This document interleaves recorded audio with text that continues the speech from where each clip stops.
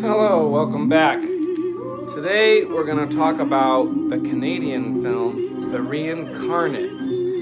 Not really that exciting of a film, but important because if my research is correct, this is the fourth ever Canadian horror film. We had The Mask in 1961, The Vulture in 1966. I haven't seen either of those yet, but I will have to do that soon. The Mask actually looks really good, and actually, from a plot summary, it seems to be very similar to the Jim Carrey Mask of the 90s. I don't think it's the same source material, but maybe it is. Either way, it looks like a big green mask that makes somebody go crazy. I'll have to watch that one. Then in 1970, we had the third film, which was Dr. Frankenstein on Campus, which we talked about, which is a really, really obscure independent Canadian film. And so is this one. At least, yeah, it is. In fact, I'm not sure if this is totally accurate, but from what I could find, I only found release info for this in the United States. I'm not sure it was even released in Canada.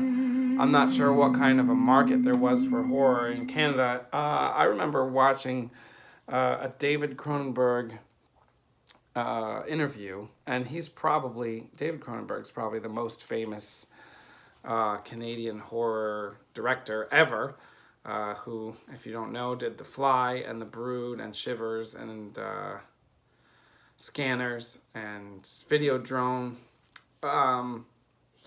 I watched this interview where he was talking about doing Shivers, and he was saying that up to that point, Canada had never seen a horror film before, which doesn't make sense because Black Christmas came out in 74 and Shivers came out in 75. But anyway, this came out in 71, and I would say it's a horror film. It's also a drama.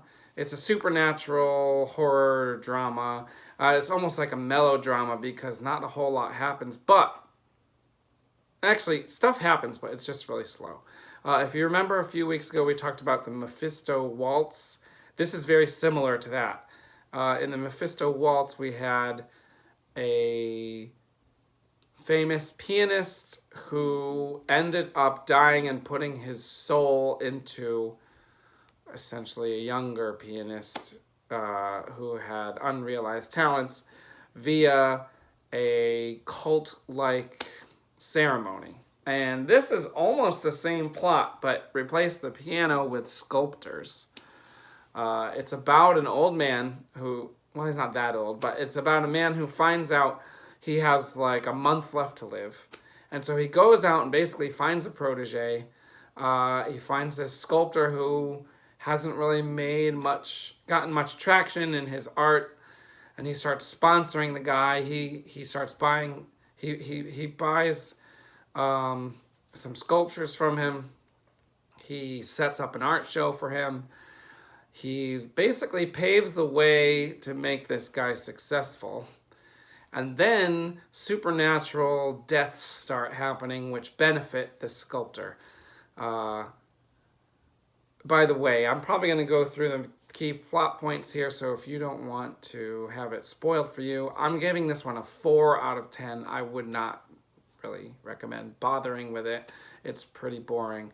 I could probably give you all the exciting parts in like the next couple of minutes. But if you want to watch it, you can go watch it. There's a rip on YouTube. It's not in great quality, so aside from it being slow, it's like, a little pixely. But it is there if you want to watch it. And anyway, so what happens is, so I don't know if you can see it, but up here in the corner is a little black cat. And, black cats are like Halloweenish, and I'm not really sure I would say there's a black cat subgenre of horror, but if there was, this would be it. This would also be in the sculptor tertiary genre, as we talked about. With Mephisto Waltz, we had the piano horror as a tertiary genre, which I'm making that whole thing up. But this would be like the whole artist, like there are a lot of horror movies about artists, and this is one of them. But also this black cat, which isn't fully explained, okay, other than the fact that there are these supernatural powers going on in this movie that the old dying guy seems to have, but it's not totally explained. But anyway, this black cat, like, you know, jumps in front of the sculptor has this girlfriend, but the girlfriend has like a boyfriend or husband. And so it's basically the husband's in the way of the guy being happy. So the older guy wills it so that this black cat jumps in front of this husband while he's driving, and then he drives off the road and dies. So that happens. And we also have the black cat like jumps through a skylight window, and the window panes fall down and cut up this person that was standing in the way of the guy's success. Anyway, all these weird things happen, and the guy, and then also this person in Wales dies and then leaves the guy an inheritance, but he didn't even know he was related to anyone in Wales. So he starts to get suspicious, and instead of just accepting all of his good luck, he accuses the guy of meddling with his fate, which he is. And it turns out that the guy, I guess we could say, believes in reincarnation. And in this film, reincarnation is real if you know how to, like, access it. So this guy can access it kind of through, like, a cult. Someone had kind of taught him about it. They reference the cult. I forget the name of it.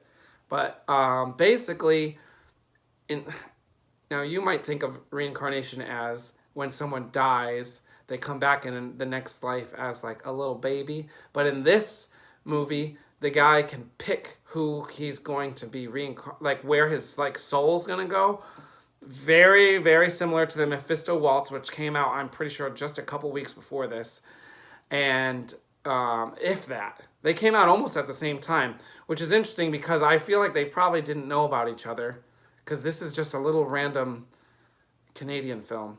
Anyway, whereas the Mephisto Waltz was a big production. I'm pretty sure Fox put it out. Yeah, I think that's right. I definitely said it in the last video. Anyway, so this older guy wants to put his soul into this artist. Unlike the Mephisto Waltz, he actually tells the sculptor that he's going to do it. And whereas in the Mephisto Waltz, they do it to this guy without him knowing. And the guy basically becomes the other guy. Whereas in this one, all the memories of all the souls compound and become like subconscious memories. So basically the memories of the older guy are going to go into the younger guy. And then he's basically telling the younger guy, like, when you die, you can put our souls and memories into whoever you want. I feel like I just made it sound more interesting than it really is, because the movie has a lot of scenes where it's just people talking. That cat seems to cause enough mischief to kill about 3 or 4 people. And of course there is this cult aspect and this supernatural aspect. So I would say it is a horror. I mean, it is one. I've seen some people debating that, but I'm saying it is. We got the supernatural element where people are dying. It's horror enough for me. But I would only give it a 4 out of 10 because it was more boring than not. So that's The Reincarnate, 4th ever Canadian horror film. I'm pretty sure there's another one in 1971, so if I'm right about that, we'll get to that one in a later video. Okay, see you next time.